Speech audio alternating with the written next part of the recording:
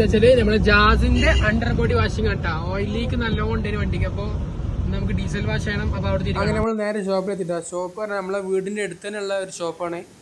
അപ്പോൾ ഇപ്പോൾ ഇതിന് പ്രശ്നം എന്താ വെച്ചാൽ ഡീസൽ അല്ല ഓയിൽ നല്ലോണം ലീക്ക് ഉണ്ട്, എവിടെയൊന്നും മനസ്സിലാവണില്ല. അപ്പോൾ നമുക്ക് കാണാൻ വേണ്ടിയിട്ട് ഡീസൽ വാഷ് ചെയ്യണം മൊത്തത്തിൽ.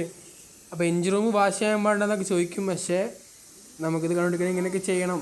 പഴയ വണ്ടികൾ പുതിയ BS6 വണ്ടിക്കാണ് എഞ്ചിൻ റൂമിനകത്തേക്ക് വെള്ളം തട്ടാൻ വേണ്ടിയത്. ഇതിന് വലിയ പ്രശ്നമില്ല.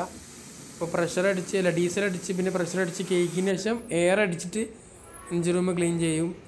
പിന്നെ വിരത്തൊക്കെ വെച്ച് കൊടുക്കലാണ്. പിന്നെ അണ്ടർ മൊത്തം വാഷ് ചെയ്യുന്നുണ്ട്.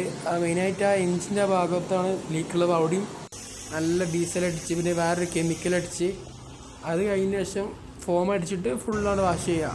ശരിക്കും പറഞ്ഞാൽ വണ്ടി വാങ്ങി ചിന്തയായിട്ടും അണ്ടറൊന്നും ചെക്ക് ചെയ്തിട്ടില്ല. കാരണം വണ്ടി ഇതെന്ന് പറഞ്ഞാൽ ഒരു വിശ്വാസത്തിൻ്റെ ഇതൊക്കെ ഇതാണല്ലോ. അപ്പോൾ നമ്മൾ ചെക്ക് ചെയ്ത് ഒരു പ്രശ്നമൊന്നുമില്ല, ഒരു തുരുമ്പ് കാര്യങ്ങളൊന്നുമില്ല, വണ്ടി പക്കയാണ്. അങ്ങനെ വാഷിങ് കാര്യങ്ങളൊക്കെ ഫുള്ളായിട്ട് തീർത്തു, വണ്ടി താത്തി. പിന്നെ കുറച്ച് നേരം എഞ്ചിൻ റൂം വെയിലത്തിട്ട് ഉണക്കി സ്റ്റാർട്ട് ചെയ്തു. ഇപ്പോൾ എഞ്ചിൻ്റെ ഒരു വൃത്തി നോക്കിയിട്ട് വണ്ടി ഭയങ്കര എഞ്ചിൻ റൂം ഭയങ്കര പൊടിയും ഓയിലേക്കൊക്കെ അല്ല, ഭയങ്കര പെർഫെക്റ്റ് കണ്ടീഷൻ. ഇത് ബ്രാൻഡ് ന്യൂ എഞ്ചിൻ്റെ ഒരു ലുക്ക് കിട്ടി എന്നൊക്കെ പറയാം. അങ്ങനെ അവിടെ നിന്നൊക്കെ കഴിഞ്ഞ് നമ്മൾ നേരെ വീട്ടുകാരൻ വിട്ടു. അപ്പോൾ ഓക്കെ.